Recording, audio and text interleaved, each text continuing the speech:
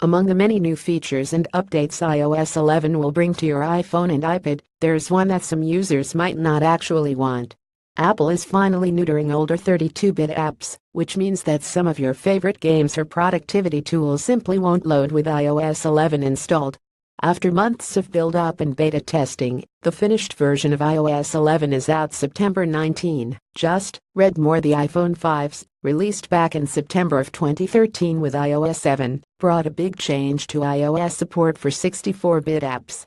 Developers were encouraged to update their apps to take advantage of the new 64-bit Apple A7 processor, but it wasn't a requirement.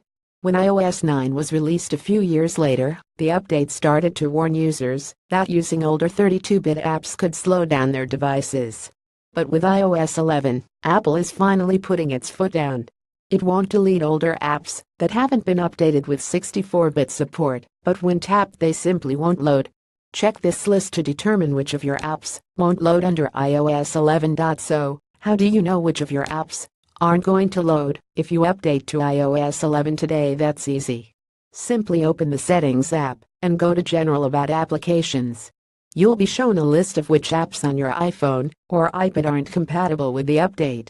As of this morning, I was presented with a list of about 30 apps, mostly forgotten games and random utilities, that iOS has yet to replace. The official Tetris app, the original Reckless Racing, and even Flappy Bird are all apps I can certainly live without, but unfortunately there's not much you can do if an app or game you regularly play or rely on isn't iOS 11 compatible. You can reach out to the developer and implore them to update it, but that's probably not going to happen. They've had over 3 years to do it already. You can try to find an alternative to your beloved app, and given how large the App Store is, you're bound to find at least one suitable replacement. Or, you can simply refrain from updating to iOS 11 and avoid replacing your device, as new iPhones and iPads ship with the latest version of iOS. Despite what Apple wants you to believe, there's no law that says you have to own the latest and greatest.